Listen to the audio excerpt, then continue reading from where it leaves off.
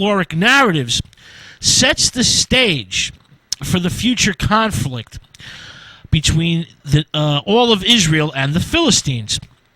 The Hebrew tribes will unite in order to combat the Philistines. In the Samson stories, his battles with the Philistines are personal. He does not act on behalf of a larger group, and he does not deliver Israel as a nation. The narratives, as I mentioned, describe a time of no central authority, and the Hebrews must depend on individual strength, courage, and charisma. Now, the Philistines, let's get to the Philistines. Well, they're part of the Sea Peoples from the Aegean region, somewhere in Crete. There's a link between the Philistines and the Mycenaeans and Minoans. For example, you have similar goddess figures and similar pottery. So they invade the Middle East in the 12th century BC. Due to the late Bronze Age collapse in Aegean civilization due to, well, a variety of causes. You have volcanic eruption. You have natural disasters, a tsunami hits. You have drought. You have crop failures, which causes food shortages. Now, these Aegean populations migrate to the Middle East. They come by ship. They establish beachheads. Their ships are oared galleys with single sails. And there's water birds as their figureheads on the prow and the stern. Their movement, the movement of the Philistines, is of course accompanied by great violence. The indigenous Canaanite population is squeezed out of the plains. The displaced Canaanite inhabitants enter the frontier communities of the Rift Valley. Essentially, there's a ripple effect. The settlement, the conquest of the Israelites began a generation or two before the Philistines arrived on the coast. Now, late Bronze Age Israel is essentially pastoralists, peasants, and new immigrants. Essentially a series of agricultural villages. The Philistines are a much larger contingent, a much larger confederation. They are a rich, sophisticated culture and civilization. Their migration, their path of destruction, is documented by a variety of written sources. For example, you have the Akkadian and Ugaritic clay tablets, you have Egyptian papyruses, and of course you have the Hebrew chronicles in the Bible. Now, the Philistines established 5 major cities: Gaza, Gath, Ashdod, Ekron, and Ashkelon. This is the Pentapolis, 5 cities known as the Pentapolis, which becomes the nation of Philistia, the land of the Philistines. Now, these 5 cities, the Pentapolis, are ruled by 5 separate lords, known as the Seranim. These are large cosmopolitan cities with rich, fertile countryside. The Israelites, in contrast, live in impoverished villages in the hills with tiny tracts of arable land. The Philistines have the advantage in wealth and power. They have a monopoly in iron and steel weapons. They have superior military hardware and organization. The Pentapolis, the 5 Philistine cities, has a population of around 75,000. And the size of the 5 cities grows very rapidly.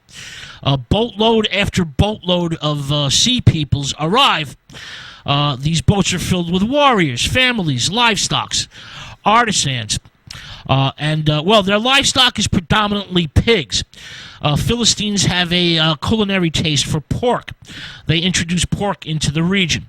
The Philistines become both the major agrarian and maritime power. They import wood and minerals. They grow and export grain, olives, grapes, and wine.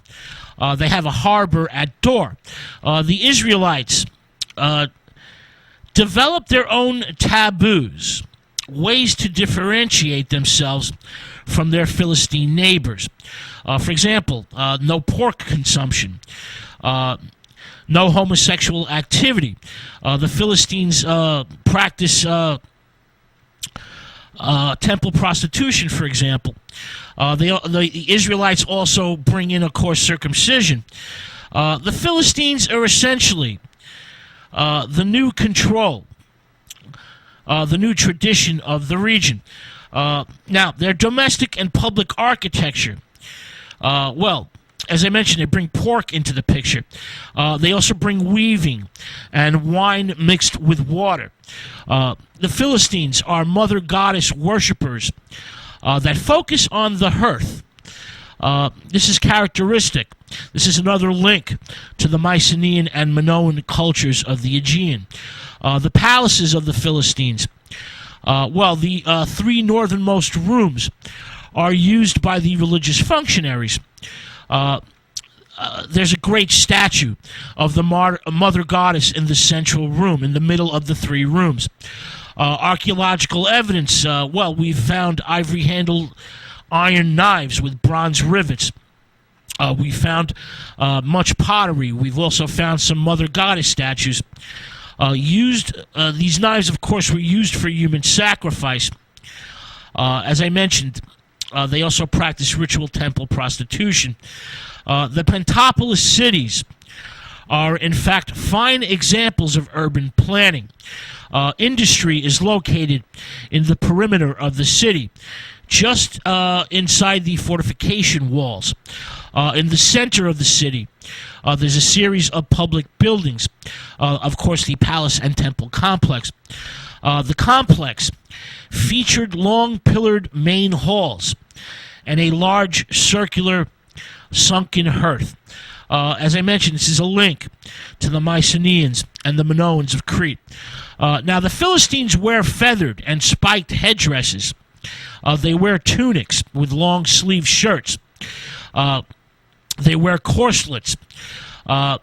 They have coats of chainmail, knee guards, semicircular shields, and of course protective helmets, usually with two horns or a crest, and sometimes a row of spike or feathers.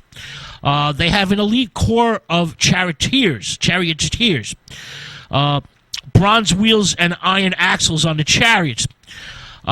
They have expert bowmen and crack infantrymen.